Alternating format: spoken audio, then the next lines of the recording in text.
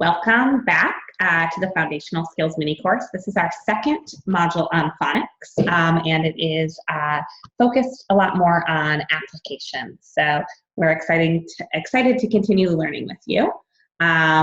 You have your trusty course instructors here, Carrie Swanson and... Once again, I have failed to transform myself into another organism, and David Lieben is still returned. Remaining with us. From Student Achievement Partners, and we're excited to continue the work that we've been building towards over these past few weeks and these past few modules. This is the midway point for our course, so the fourth of our 7 modules. And our goals here are to identify concrete instructional moves that can support phonics instruction in the classroom, taking what we learned about the phonics scope and sequence and the systematic work from the last module, and then also connecting that instruction directly to students' writing and spelling. So we'll look at that a little more closely today. So really this is a move from listening to letters. So we're looking at, again, how phonemic awareness sets students up for early reading and writing like we did last time, and really focusing in on this explicit teaching that leads to this. So we discussed in the last module this idea that we are able to begin phonics instruction once we've moved from phonemes and sounds into those graphemes that represent the sounds. And we know that to do this well, students have to hear and say the sounds as well as read and write. So we're going to look a little bit more at the how behind phonics instruction and think about some real practical guidance for how to teach systematic phonics effectively in the classroom. Whether or not you're already doing it, hopefully there will be some key takeaways for you about your approach here. So when we're teaching sound and spelling patterns, we want to give students multiple at-bats with all of the related skills. So time to hear the sounds, say the sounds, read words that contain the sound, and spell the sounds correctly using the graphemes that represent it.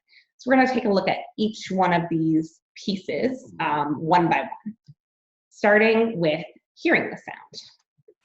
In this case, students are listening for the long E sound. Again, this is a task that's based on oral discrimination, so the teacher is going to be saying words that may or may not contain the E sound, and students will clap their hands if they hear the sound that they're supposed to listen for. Or possibly dance or sing. Or dance or sing or anything engaging. Next up is saying the sound. So in this case, there's many ways to do that.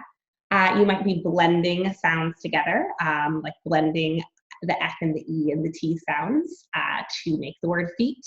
You might be segmenting words, and the key is that the students are doing the work again, like we said in our first couple of modules, with the teacher supporting it. We move in this type of instruction in and out of teacher directions and student interactions and actions.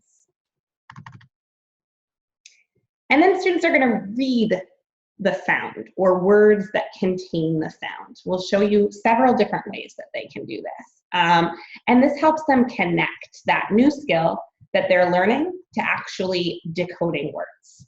So in this case, they are making words that contain the sound. So making the word tree and also reading it, building it with sounds that they already know.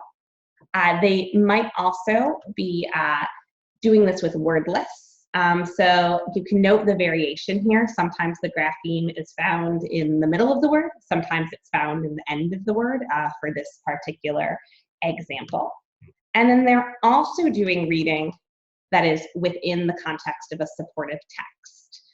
We'll talk a lot more about using these types of texts that are referred to as decodable readers in the next module. But this allows students to connect the new sound and spelling pattern that they've learned with words that they already know in order to build sentences that reinforce meaning.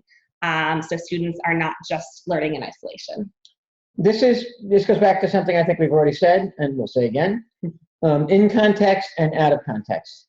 Out of context is the lessons, the games, In context is whatever the text that students are reading. And really out of context is anything that's not in the text that students are reading. You absolutely need both. It kind of blows my mind that there are programs, including some very commonly used ones, that have the out of context, but don't have the in context.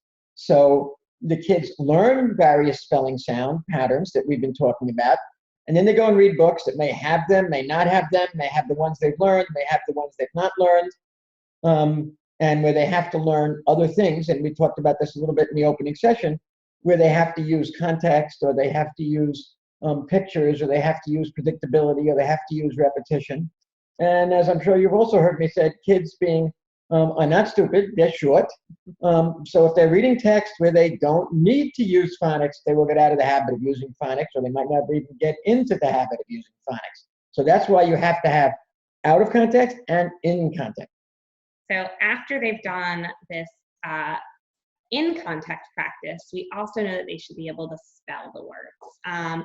And that's giving them that chance that we talked about to apply what they've learned, and they can then write words that have that new sound and spelling pattern. And by doing this in writing, they should note that they should be writing the full word and drawing their attention to the new sounds in order to connect these things in their heads.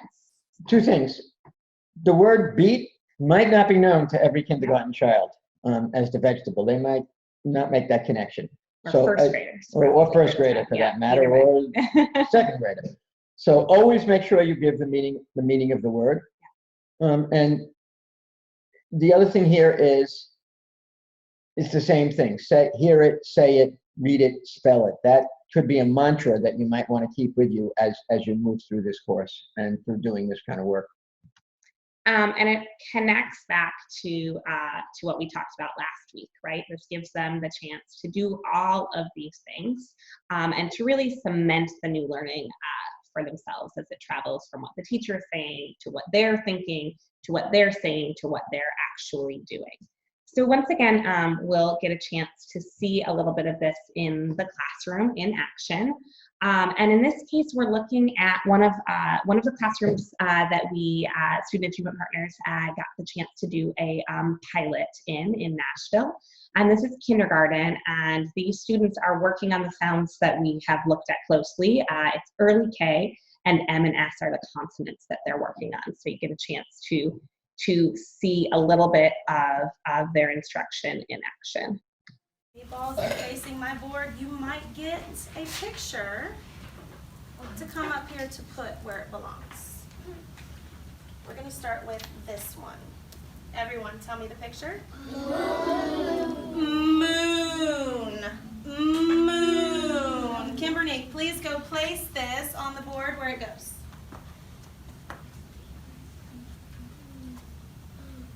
Beautiful. Everybody, what's this? Sandwich. Sandwich. Like you might eat a sandwich for lunch. Olivia, please go place that where it belongs. Beautiful. Thank you. Scissors. Scissors. I love your big bubble. Will you go put that where it goes?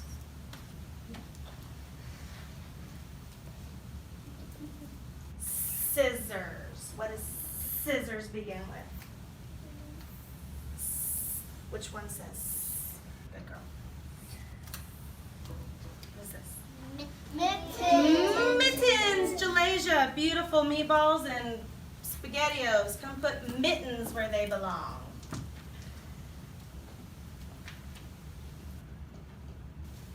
Excellent. So we'll talk about a few highlights from that video and how it connects to this work. What you saw there is you saw students using the pictures to connect those initial sounds, right, to the sounds made by M and S, to those graphemes. You saw some of what David talked about around connecting to meaning, explaining words. You saw a little bit of corrective feedback. There was a student who made a mistake and the teacher paused and restated the sounds and let the student reassess her choice that she had made. And you also saw some really focused materials. The zoom in on that focus wall showed that students had visual reference points in the room that connected to their learning, that made sure that they knew what it was that they were doing and they were focused on it. There are certainly opportunities for growth as well. We'll talk about them in just a minute, but a lot of highlights that allow us to see some of the principles of what we've been talking about in action. Anything to add? Nope. Great. So as we continue, we're just going to see a little bit of what that student practice looks like. And remember, we're looking for an opportunity for the kids to do what it was that their teacher was showing and make sure that they are able to do some of that on their own.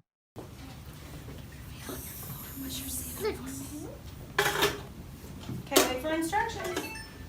All right, look at our first picture. Did you get one, James? What is that? Ooh, this is also a number that we've been learning. Who knows that number? Please raise your hand and don't yell out at me. Shaquille, what's that number? 6. 6. Now, who can tell me if 6 begins with S or M? What's the first sound, Mariah? Please write the letter that says S. Grab this.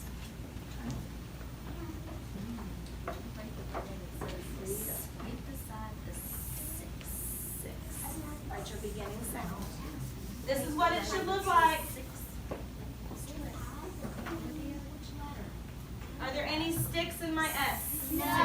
No, they're all what kind of lines? Curvy lines. That's beautiful. It's facing. See this? So you just got to flip it over. So some of the highlights there, again, the practice that students are doing is directly connected to the content of the lessons. And you got to see an example of what we talked about in Module 1, which is embedded print concepts. So proper letter formation is a kindergarten standard, and you heard the teacher address that when she talked about whether there were any sticks in the S. There are not any straight lines, any sticks, they're curvy lines. You also hopefully saw some teacher monitoring. You might have heard a lot of out of frame as she's going around the room, helping students who might need more reinforcement of what it was that they were listening to. And then for both of these clips, we thought that a nice next step for that teacher would be pushing the students more towards independence. So rather than going through one by one, letting the students try a little bit more on their own. And in the first clip, making sure that all students were getting a chance to sort of point or direct the teacher to where the picture might fall rather than one student at a time. Any other points to add? Got it all. All right. So again, this is quick and focused instruction, really designed towards matching the materials and the instruction with the student at-bats, the opportunities there. We're going to transition a little bit to talk more about student spelling and writing, and particularly talk about inventive spelling. What is beautiful about foundational skills is that assessment isn't as mystifying as reading comprehension. You can get a sense of students and how they're mastering sound and spelling patterns by seeing it in their writing. So just a couple of fun examples here. Some of you might be able to decode what's on the screen. If you are having trouble, especially with that second line, the picture might help you because adding that picture can help us with our comprehension of early reading. This is a kindergarten writing sample. It says, I went to the Christmas tree store. Lots of age-appropriate work here. There's spacing between words. There are high-frequency words like I and to and the that are spelled accurately. And there are misspellings that are also grade and sequence appropriate. Another opportunity to just combine that visual information, the picture with the sentence to really get a sense of both the student's comprehension and the skills that they've mastered in foundational skills. And I have one more fun example because it's my favorite from my daughter, which I'll give you a second to try to read it. David's trying to remember if he if he knows what it says. Can you read it for us, David? Oh, well, I have the first 3 words. I am doing. Yep. I don't have the last word. Well, she is doing yoga. Ah, I'm not sure why she chose that GUE. I think that's an example of kids playing with sound and spelling patterns that they haven't learned yet. So she knew it looked like something. She was trying to get the G sound, and she tried something. The first word is namaste. And if you look more closely under the rainbow, she is labeled. There's me in the picture. There's a yoga mat where she repeated the inventive spelling. And then at the very end of the mat, there is a phone, because when I do yoga, I do it on my video screen. So that's her mental image of yoga. And the phone is spelled F-O-N. So inventive spelling is really fun. And also assessment of students' sound and spelling patterns. well, I want to repeat what Carrie said because it's important. With foundational skills, you can do informal, formative assessment all the time. Going right back to when you're first teaching in the very beginning of kindergarten, in the first week possibly, and certainly the first month, you're teaching rhyming, and you see children who don't rhyme, they're in trouble. You've got to get to them right away. Inventive spelling is a constant source of feedback for you. And also, as Carrie said, unlike reading comprehension, which has many streams that fill that river, there are many streams here as well, I should say, but you can distinctly recognize them. You can recognize whether they're having trouble with high frequency words, whether they're having trouble with long E sounds, short E sounds, etc. So keeping your eye out on what's going on all the time is immensely helpful. A lot easier to track the water source, you might say, for these streams, or something to extend that metaphor, that you can really concretely see what's going on. So we have another pause task for you. So you have space for this in your handout. What we want you to do is pause the module and write down how you might think a student might write these three words: went, rain, and truck, using your knowledge of what kids attempt to do when they write. So write down as many misspellings now as you can think of, and when you are done, go ahead and press play again on the module. So you likely came up with a varied list, depending on whether you were thinking of a kindergartner or a first grader here. If you were thinking of a really early writer, you might have only written down initial sounds, or maybe some WT for went with no middle attempts. What are some common errors you're thinking of right now, David? You want to debrief any before we move on? Well, rain could have been R-A-N-E. Rain could have been R-A-N. Truck could have been T-R, could have been T-U-K, could have been T-R-K. Yeah. Went is interesting. Think for a second, why is went a little more interesting? Because it's often taught as a high frequency word, as a whole word. So, of course, this always depends upon the grade, but you would get different results if you've already taught went as a high frequency word, taught it as a whole. And with truck, I always think that there's a common initial sound that you might see in a mistake at the beginning of that word. Some of you are probably already thinking it or wrote it. Let's see if you hear it in truck. Kids sometimes write CH instead of TR. So that's a common error that you might see. So all of these are ways of getting a chance to assess students' phonics and their understanding of phonics through what they are spelling or what they're encoding. And this is all inventive spelling. So we're going to talk just a little bit more about inventive spelling with you. You wanted to talk through some inventive spelling. Okay. Or I can. You start, I'll pipe in. So we've got sort of a progression when students are starting to spell. If they're willing to give a try, then they usually start with their first sounds, and then they can hear first and end sounds. And then their attempts at middle sounds really vary based on what they've learned. Often short vowels are taught and secure really early on, and so students just use those for long vowels as well. They're used to using the vowels to represent the middle. And somewhere between phonetic spelling and correct spelling is the teaching, is the instruction. And as it matches instruction, you want to start seeing that be evident in student writing. And it's such a good example of how you can get this rapid formative feedback. If they're putting BT, they're not hearing vowel sounds. Now, if they've been taught vowel sounds, that tells you something's not kicking in with that child. If they haven't been taught vowel sounds, that's not as much of a problem.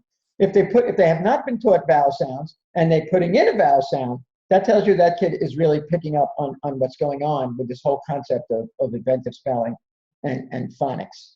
And similarly, BOTE, B-O-T-E, tells you that they've mastered something, but they just have never seen the word boat as it's properly spelled with O-A-T.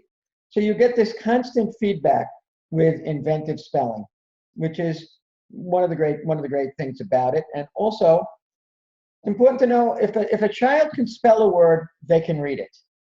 If that child has spelled boat correctly, they're going to be able to read boat. It doesn't always work the other way. It might be if they're reading something and for some reason they read B-O-T-E, they might actually read boat because it follows the rules. But if they spell it correctly, you know that they can read it. And that's important because we're going to come back to that when we talk in the very last module about assessment. Children who can spell something phonetically correctly can read it. And you want to think about that as you're giving feedback to students. So it is incorrect for a student to spell boat, B-O-T, once they've learned the short O sound, right? And so you can help them understand that by pronouncing it the way they've been taught. But it is potentially correct to spell it B-O-T-E in that it matches their knowledge if they've learned long O as spelled O consonant E. And so what I tend to do is I'll say, oh, that you got all of the sounds. You got all the sounds in that word, and you're helping them to hear the sounds. And as they learn new ones, you can help them apply that. So a little bit of a caution here as you're doing that.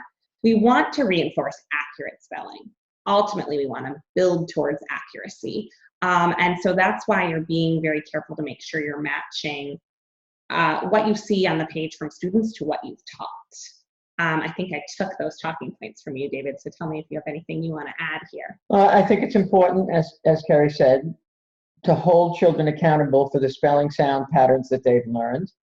And also, at various times, if a child is spelling boat, B-O-T-E, from the last example, and because you're doing some kind of activity with writing or with any of your other parts of your curriculum and you want the children to write, and they write boat, it may be part of a study on vehicles or a study on oceans, and you're doing phonics, you say, this is good. You've got all the sounds here, but we really spell it B-O-A-T. We haven't learned that yet, but you're getting a preview of it. We're going to learn that soon, and compliment them on what they've mastered, while at the same time giving them a preview that O-A-T, O-A also makes that sound, as in boat.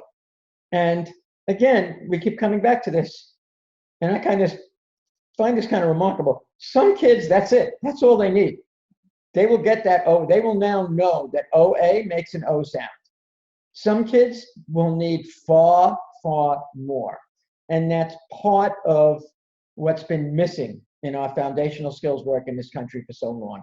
The failure to recognize the enormous variation, the fact that that variation has no connection whatsoever to intelligence, and that it is simply a matter of some children need more repetition and some children need far more repetition. I think it helps to think about just an acquired skill. So out in the audience, you might be thinking about piano right now, and some of you might be amazing at the piano, and others might need so much practice to ever make something that sounds like a song. So we are helping students acquire that skill, and we are giving them the support that they need based on how quickly they're acquiring it. That's really important. You know, the first child, the child who walks first isn't always the fastest runner. The child who learns this quickly isn't ultimately going to be the better reader necessarily. So it brings us again to time. So some guidance here. Once again, we want to make sure that we're prioritizing phonics instruction. And remember, this connects to our whole 45 to 60-minute blocks, and that's outlined in your guidance documents. But we want to spend a lot of time in early K. There's a little less time for phonics because of how much phonological awareness they're doing. And then that turns into 20 to 30 minutes a day for kindergarten, first and second grade. And once again, we're thinking about that time as being whole class, student practice, and small group, not just when the teacher is talking, but when the students are doing the work. And the small group is key here. Whatever point you're at, when you've passed the point where something should have been taught or has been taught, and some students, and everybody got a chance to practice, and some students are still struggling, you have to use that small group time for those students who need more practice to get that practice. That's essential. In some of the conversations that have gone on that I've had over the years with foundational skills, there are actually people who think that practice is a P word, that practice should not be part of literacy instruction at any grade. That is sadly and tragically wrong. Practice is essential to any skill, whether it's dribbling a basketball, learning spelling sound patterns, or throwing a football, or all kinds of dancing, and many, many things in our life. And there are many things in our life that some people need more practice with and some people need less practice with. This just has to be, this is really only different in that it's got high stakes attached to it. Because the children who don't get the practice they need fall farther and farther behind.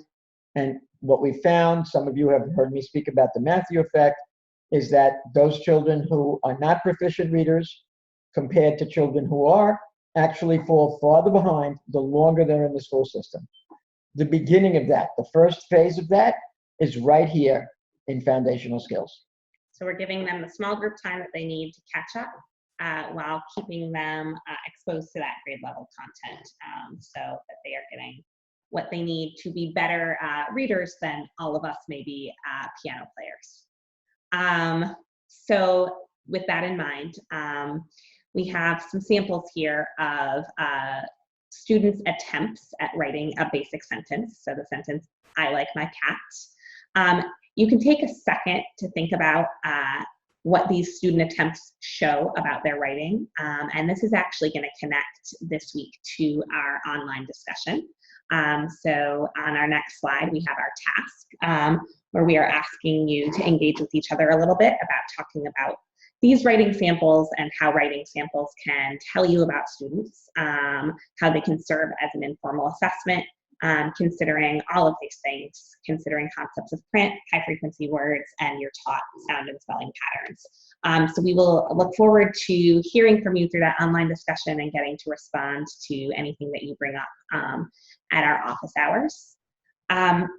As we move forward in the module, we have talked to you already about how the lens that we take into this work is really starting with what skilled readers do. And here we have a list of things that, that skilled readers do that we're going to go through with you. Okay, take a look at these bullet points for a moment, please.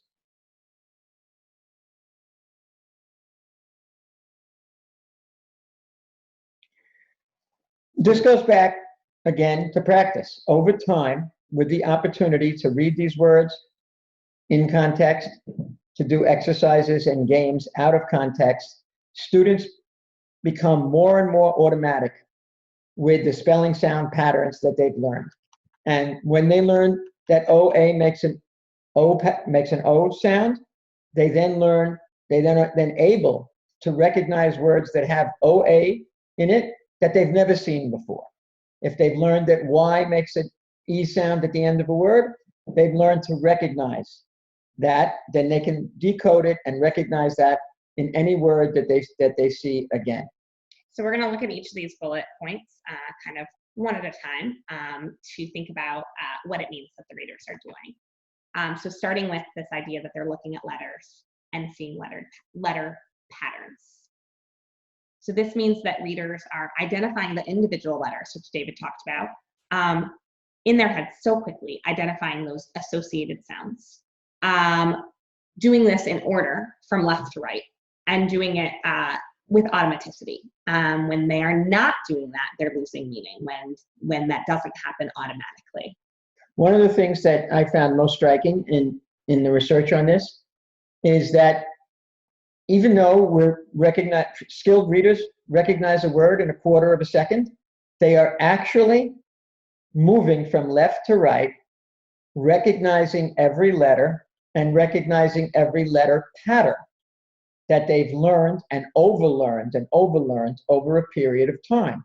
But they can't do that unless they've had that repetition over a period of time.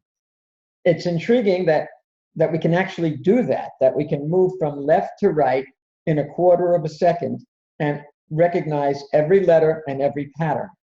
And it's kind of counterintuitive, if not downright unbelievable, but it came about from eye movement studies when sometime in the 1960s, I believe, or 1970s, the technology was developed so that you could put something on someone's head and you could follow exactly with a computer, exactly where their eyes moved. And it was determined a number of times that that's exactly what skilled readers do. And the reason they're able to do it so quickly is that the letter patterns have been overlearned, and the spelling and the sound that those letter patterns represent has been overlearned.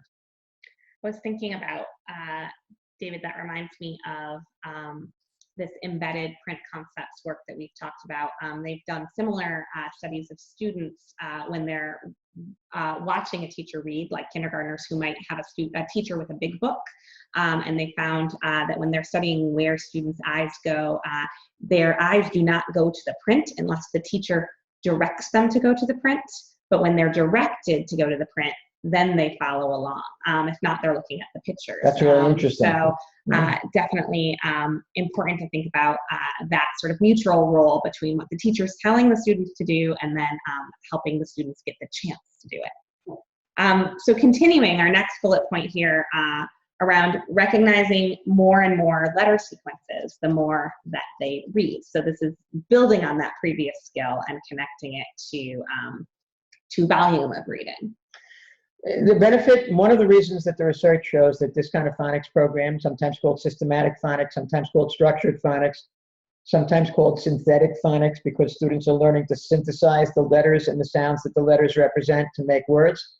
One of the reasons that it's shown such overwhelming success is the contiguity, the fact that they're learning the spelling sound pattern and then they're learning it out of context and then they're doing it in context. And that's very different than, let's say, a traditional leveled reading program, where you may or may not be learning some spelling patterns out of context, and you're taking a book that has some of the ones you've learned, that doesn't have some of the ones you've learned, and you don't get that opportunity to see and work with the ones you've learned fairly closely to when you first learned them. Whereas in this kind of phonics program, you learn it, and then you're seeing it in print over and over. And that's one of the reasons that this has such great success.